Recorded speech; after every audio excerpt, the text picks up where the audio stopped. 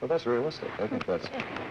Not everybody is going to go to Barnard or to Smith or to Vassar or is going to have to meet the requirements of a top-flight Eastern school at the same time.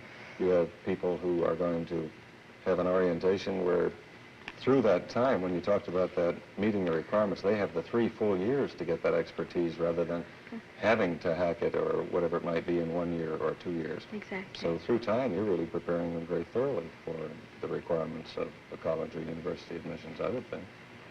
It looks like it to me, anyway. Sister, could you please describe a typical day at Glen Oaks? It's very hard to describe a typical day because I think each student's day will be quite different from every other student's day. One thing, a concept we want to get across, though, is that the school, it will be open from about 7:30 till 5:30 or 6 at night, so that the plant will be there with the equipment available to teachers and students so that they can use what they want to use. Now, classes will probably begin somewhere in the vicinity of 8:30, and students, each student would follow her own schedule. Now, we'll be using a combination of block and modular scheduling. Now, a block simply means a length of time, like all morning or all afternoon, given to, say, the humanities team. And they might have all of Tuesday afternoon to plan.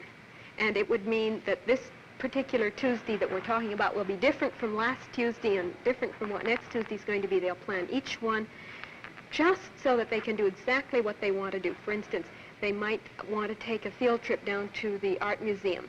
And if they have the whole afternoon to do it, they can go do it without upsetting any other class that the student is taking.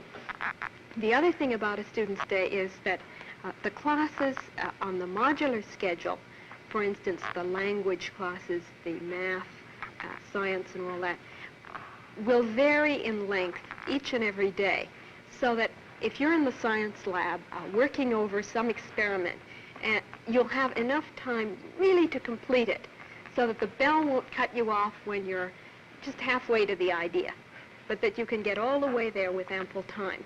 So the student will have a different schedule each day, and most days there will be a good percentage of time in unscheduled student time that the student will have to decide what to work on. And the whole orientation of the humanities will be toward problem solving, inquiry.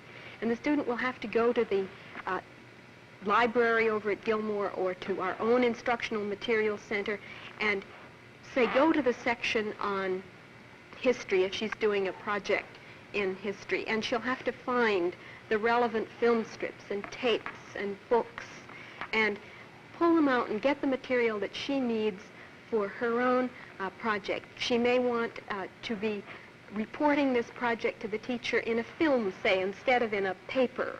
And she would, when it was appropriate, go and check the camera out from our instructional materials center, and under the guidance of the media specialist would make her movie and hand the movie in as the result of her work.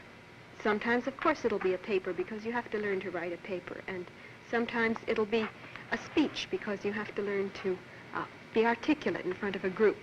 So I think that there will be huge variety in the day of the student from one day to the next, and a lot of variety from you to some other student. Thank you, sir. Well, you mentioned the media center Yes. or the material center. What difference is there between, say, a media center or a library and a library? Well, in the traditional library, you house books. Mm-hmm. And in a media center, you have books, including paperbacks, which are absolutely essential to today's students. Mm-hmm. And you have tapes and records, film strips, films, film loops, and the equipment to run these on. And a student can take out a film strip just the way she takes out a book. Mm-hmm. And he'd have to take out the machine on which to run it as well. But the student will have to do all this kind of thing. Actually, then you're creating in a media center or this multiple purpose center an area where they can develop techniques as well as an area where they can learn osmotically by using these things. And it's all accessible. Yes. This part of the open Yes. space thing you talked about before. Yes. That's really something. I would think from Robin's viewpoint, for example, as a student, this is an adventure in itself every day. You learn research, but at the same time, it's an explosion of knowledge for you, so it's a lot of fun. Yes, it is. Yes, this is why I think the architectural design of Glen Oak is so good because, well, for instance, people are generally the same. I mean, size-wise, space-wise, but equipment and things may change. And with this open space setup, it foresees there's room for the changes that the future will bring in this type of a plan. But they're not all the same size-wise, obviously. You're the smallest teacher I've ever seen in my life. I think that Go ahead, Sister Cogan. I'm sorry. I was going to say so. I'll save it for a moment. Go ahead. I think that the physical plant embodies our idea of fitting people to go toward the future and to produce the future rather than having change imposed on the person. And that we want to be able to do exactly what we want with no limitations on you can't do it because there isn't enough space or there isn't the right kind of space. I think that what has been talked about here in not necessarily a really professional way, because although I'm professional in one area of mass communications and Sister Cogan's a professional in the academic and administration and teaching field, and Larry Briscoe, in addition to being a member of the Board of Trustees, is also an educator.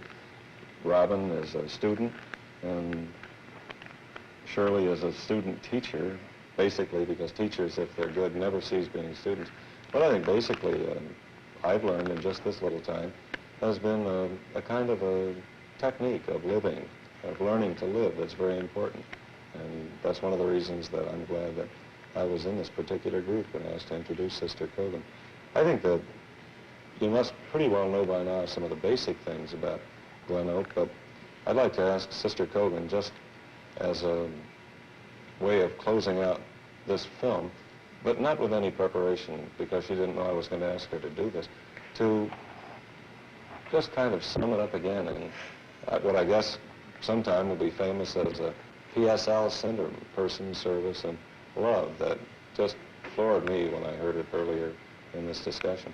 So I hate to put you on the spot like that, but we're in the Klieg lights and everything. Maybe you could do that for us in just a minute or two, a summing up of the philosophy of Glen Oak School.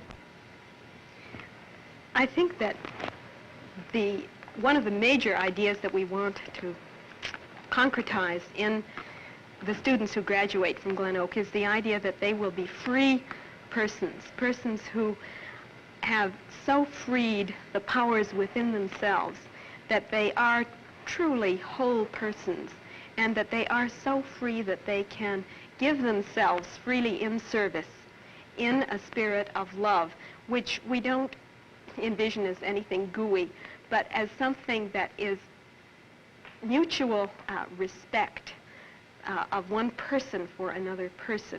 And so our whole idea is summed up in freeing the person to be herself in service through love.